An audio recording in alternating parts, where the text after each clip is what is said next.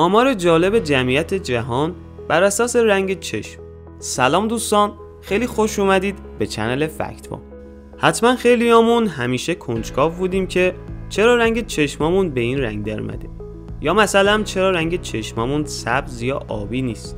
خب تو این ویدیو اومدیم یه توضیح کاملی درباره متفاوت بودن رنگ چشما بگیم و اینکه یه آماری هم بگیریم درباره جمعیت چشم رنگی‌های کره زمین. پس پیشنهاد میکنم که حتما تا آخر این ویدیو همراه من باشید. رنگ چشما یکی از ویژگی خاص هر فرده که به نوعی میتونه نشون دهنده تاریخچه هر فرد باشه. از قهوه‌ای پررنگ تا سبز روشن، هر رنگ چشم داستان خاص خودش رو داره. بذارید از اول براتون بگم. قسمت رنگی هر چشم همون عنبیه چشمه. عنبیه رنگیه چون که در الیاف اون رنگدانه‌هایی برای حفاظت اون از آسیب نور نهفته است. بیشتر رنگدانه‌ها در قسمت عقب عنبیه به وجود میاد و در قسمت جلو رنگدانه‌های زیادی وجود نداره. به همین دلیل قسمت جلوی عنبیه خیلی شفاف و بیرنگه. امواج نور برخی رنگ‌ها رو به هنگام عبور نور به خودش جذب میکنه و به همین خاطر بازتاب نور در رنگدانه‌ها سبب میشه که عنبیه رنگی بمونه. رنگ چشم هم بازتاب رنگدانه‌هاییه که در قسمت پشت عنبیه به وجود میاد. اگه رنگدانه‌ها در قسمت جلوی عنبیه افزایش پیدا نکنن، چشم تو تمام عمر به رنگ آبی در میاد و اگر هم زیاد باشن و در قسمت جلو هم پخش بشن، چشم رو به رنگ قهوه‌ای در میاره. به اصطلاح به کسایی که چشمای دو رنگ هم دارن هتروکروماتیک هم میگن یا همون ناهمرنگ. خیلی خوب، در ابتدا بریم سراغ چشمای قهوه‌ای رنگ. تقریباً 79% جمعیت جهان چشمای قهوه‌ای رنگ دارن که بیشترین رنگ چشم رو تشکیل میده. عنبیه قهوه‌ای با رنگدانه‌های اون تعیین میشه و میتونه به صورت قهوه‌ای تیره یا قهوه‌ای روشن نشون داده بشه. عنبیه قهوه‌ای تیره به دلیل غلظت بالای ملانین هستش و در شرق و جنوب شرقی آسیا و آفریقا رایج. عنبیه قهوه‌ای روشن به دلیل سطح پایین ملانین هستش که تو اروپا، غرب آسیا و آمریکا بیشتر دیده میشه. رنگدانه‌های چشم از والدین به فرزندان منتقل میشه، ولی بازم والدینی که رنگ چشماشون قهوه‌ایه لزوماً فرزندانشون با این رنگ چشم به دنیا نمیان و اینم به خاطر تغییرات ژنی هستش که ممکنه رنگ چشم رو عوض کنه. اگه از ویدیو خوشت اومده یادت نره که حتما لایک کنی و اگه به موضوعاتی مثل دانستنی‌ها و معرفی و بررسی فیلم‌ها و پشت صحنه‌ها علاقه‌مندی حتما کانال رو سابسکرایب کن.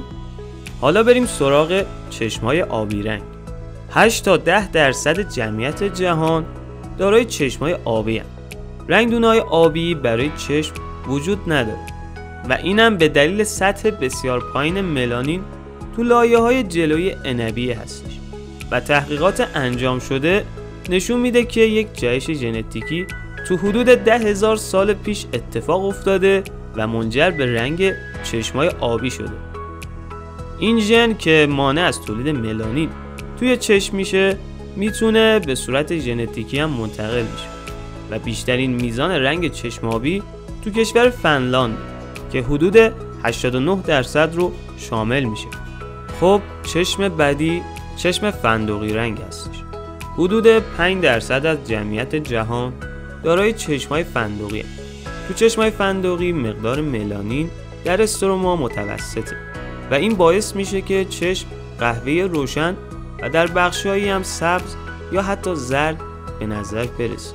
گاهی وقتا هم انحراف نور باعث رنگی نشون دادن چشم میشه، ولی بازم بستگی به طول موج نور ورودی داره.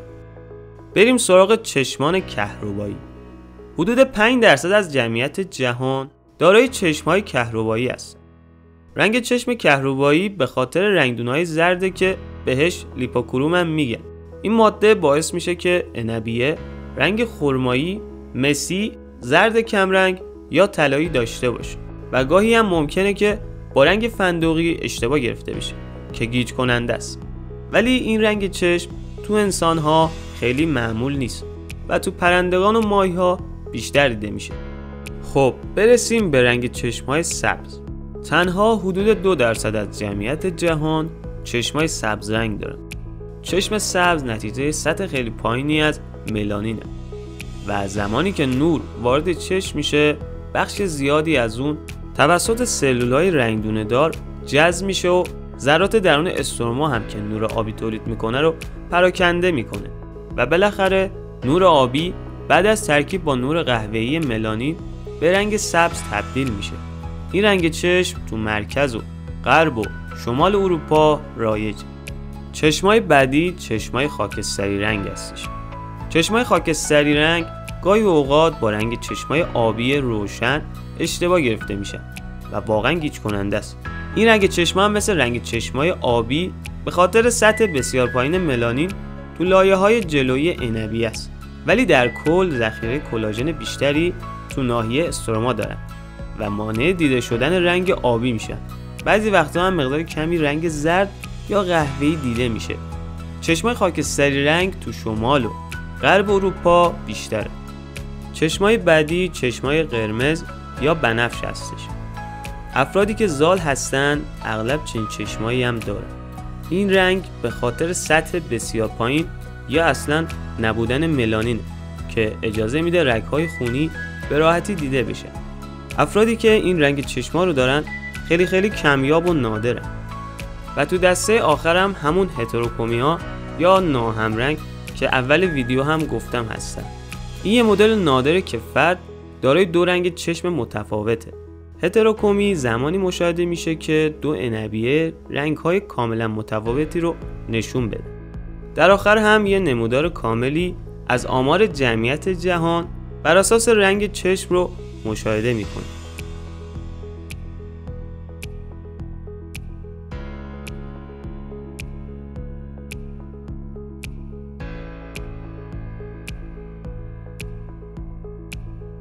خیلی خوب دوستان، به انتهای ویدیو رسیدیم. شما چه رنگ چشم رو میپسندید؟ حتما تو کامنت ها بهمون بگید. اگه موفق به تماشای فیلم های دیگه نشدید، پیشنهاد میکنم که حتما ویدیوهای دیگه ما رو هم ببینید که لینک یکی از ویدیوها رو بالا براتون گذاشتم. خیلی ممنونم که تا آخر این ویدیو همراه من بودید و تماشا کردید. اگه این ویدیو رو دوست داشتید حتما لایک و سابسکرایب رو فراموش نکنید و حتما پیشنهاد میکنم که از ویدیوهای دیگه ما هم دیدن کنید.